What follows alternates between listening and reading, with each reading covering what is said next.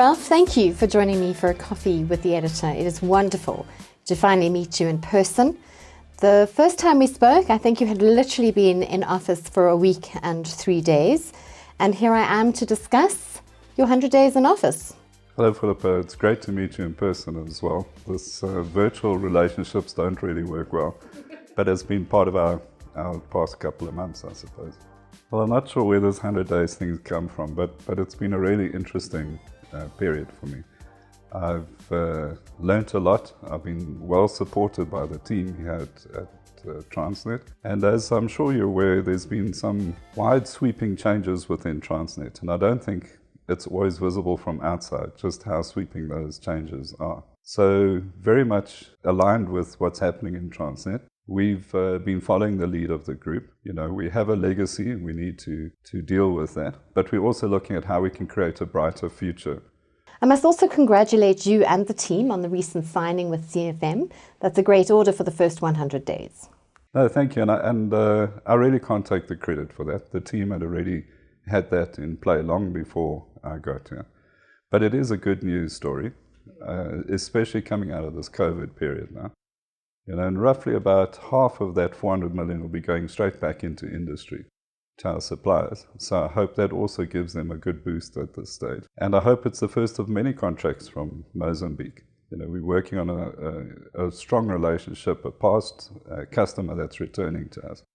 So no, we're very hopeful about that. I have seen some of your social media posts. You have had a chance to get out and about, obviously not everywhere. But you have had a chance to look around, and this has probably given you some time to think about the plan. So what do your short and medium-term plans look like for Transnet Engineering? So I think, to me, the biggest issue has been a question of focus, and that's what we've been working on. So firstly, to take ownership of our role as the engineering and maintenance service within Transnet. That's a key focus area for us. And traditionally, we focused a lot on rolling stock environment, but now we're also expanding to look at other areas of Transnet, specifically ports. At the moment, we're in discussions with port terminals to look at how we can maintain and support their fleet of equipment as well, and just expanding our responsibility within Transnet. Secondly, I think, you know, it's a Transnet imperative to drive down the cost of business. And that's a big focus area for us as well, to drive down the cost of freight in South Africa. So we're looking at ways that we can do that. And then to drive an ethical and values-driven organization, you know, that is self-sustaining, that can stand on its own feet, and is run on business principles. So those are the key focus areas. And based on that, we are embarking on a bit of a reorganization at the moment. I'll refer to the different bits and pieces as we go along. But basically, it's about getting focus.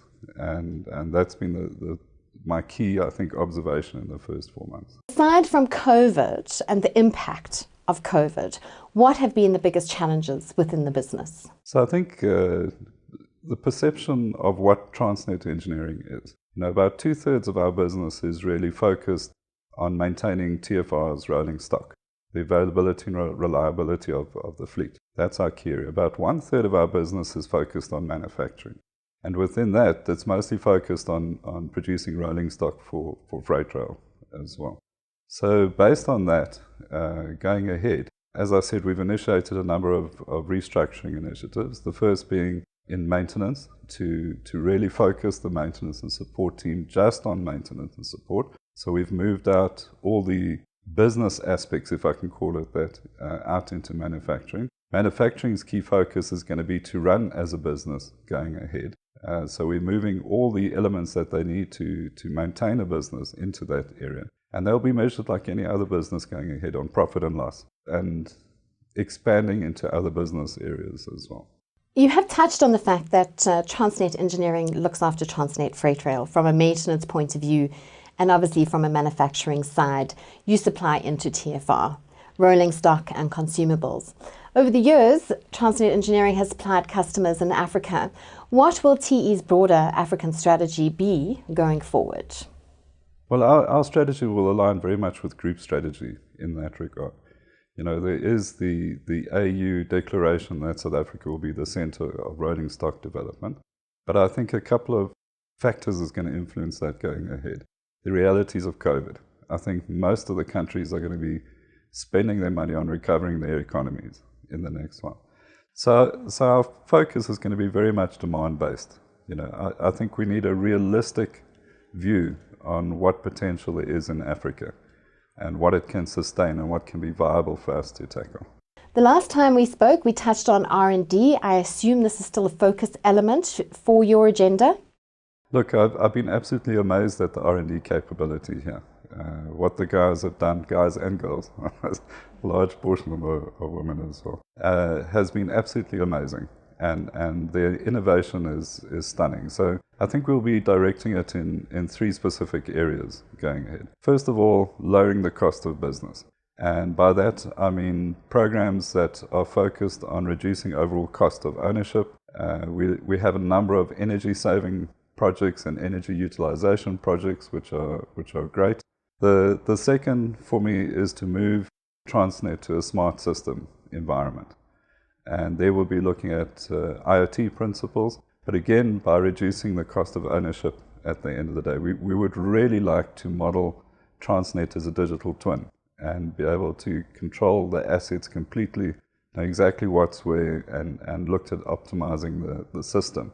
So moving away just from a product focus to a systems focus. And then to look at what we're importing today. Because I think that, and I'm going to use an example, the port haulers. We've built 2 port haulers so far, very successful. One's in testing down in Durban, and one's on its way to Geratech for dynamic testing. But that's something we can build locally and save a lot on foreign exchange and provide jobs here in South Africa if we get that right. So that's the third aspect, is looking at what we can manufacture locally, which we're currently importing. Could this also feed into the manufacturing for OEMs under license?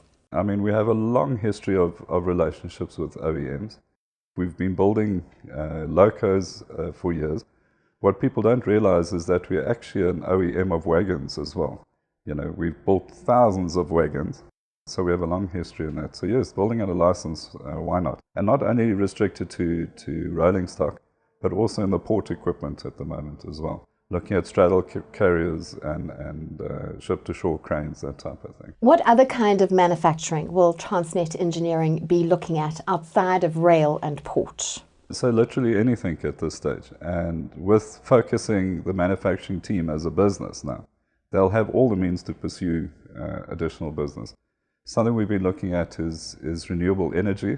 Been looking at the construction of wind turbine towers and things like that. So anything at this stage, I mean, we are a heavy manufacturing capability in the country. As a heavy industrial manufacturing business with 6 facilities around the country, with each having their own centre of excellence, for want of a better word, with your reorganisation, what will you be changing, or will you be changing any of these? We're definitely going to look at it and look at what is the optimal solution, because at the moment, for instance, we're manufacturing wagons in more than one site, which requires 4 sets of tooling, 4 sets of people, etc., etc. And we have to tailor this to our current demand.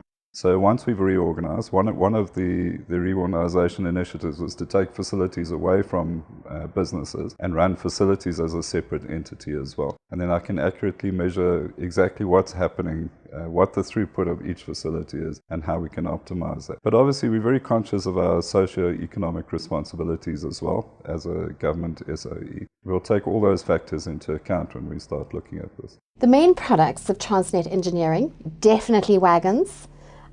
Will TEL remain a focus, and what about the rest? I would love for TEL to be a success. I've spent a lot of time looking at it, if for no reason other than it's a tribute to the ingenuity and innovation of South Africans and the engineering capability.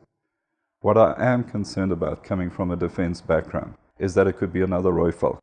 Best of class in the world, answers all the questions, but can it be done commercially? And I think that's a challenge that we have to face going ahead, and look at how we can optimize our supply chain, our production and everything to make it feasible. There's close to, I was looking the other day, I think 350 18.5 ton axle class in freight rail alone, which have to be replaced at some stage. Or they could have life extensions as well. But I mean, this is our ideal loco for the African continent. It ticks all the right boxes, but can it be done commercially viably? And I think that's the main challenge that we're facing today. But now branching into ports, we're assisting with the remanufacturing and overhaul of the straddle carriers and looking at how we can support them in all their fleet at this stage. It could be to the point where some of Port Terminal's staff actually gets transferred across to us to bring us the engineering competence that we need as well, but to consolidate that then within Transnet. I think coaches are really on the low demand side in South Africa. You know, it's not an endless supply that's required here. So we've traditionally have supported coaches to Praza. We're responsible for the Blue Train, and we'll look at that upgrade. We have quite a few R&D projects running in product development for the Balaleka coaches, which is looking at next generation, well, not next generation, but modern materials, composite materials and things like that to make them lighter. So we will always have that capability, but it has to be matched by demand. I think that's the key. Let's touch on the supply base here in South Africa. It's tough being both the customer and the manufacturer. I think to some degree that is the position that Transnet Engineering is in. How going forward are you going to engage with the supply base?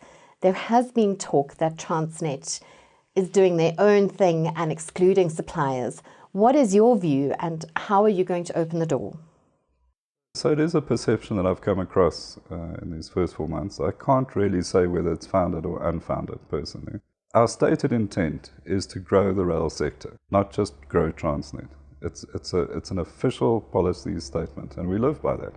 You know, so we have reached out to the different associations. We welcome engagements with the suppliers. But again, I think we have to have a realistic view of what South Africa can support in terms of a rail industry. If you look at it, there's basically a few customers that demand rolling stock in South Africa. And we have to balance that then with the viability and sustainability of a large industry at the end of the day. Skills development, artisan training, these are vital components for our future workforce. What is happening with the School of Engineering? At group level, Transnet group level, we're looking at relaunching or launching the Transnet Academy. So that's going to take overarching responsibility for training within the group across all the different schools in the group. They will also manage the relationships with the different tertiary institutes, universities that we have chairs at and things like that. But for our own School of Engineering, what I've done is actually elevated it to report directly to me now. So it's no longer a capability under HR or something like that. And we're actually going to drive it as a business. So we're going to make it open to the external environment as well. We have 3,000 odd seats, students that we can put through a year. We're averaging about 600 odd at this stage. The idea is to market those vacant seats to other SOEs within Transnet, outside of Transnet, and to the private sector. And we're going to run it as a business. You know, there's no reason why it can't be a business just like any other element in the organization. Ralph, thank you very much for taking the time to have a coffee with the editor with me. Do you have a closing message before we end things off? Oh, look, I think, as I said in the beginning, I don't think people understand how far-reaching the changes are in Transnet at the moment. It's easy to stand on the outside and be critical of everything. But I want to assure you that we're taking this really seriously. We're applying our minds to it, and we really are focusing on creating a brighter future for both Transnet, the people in Transnet, and the rail industry as a whole.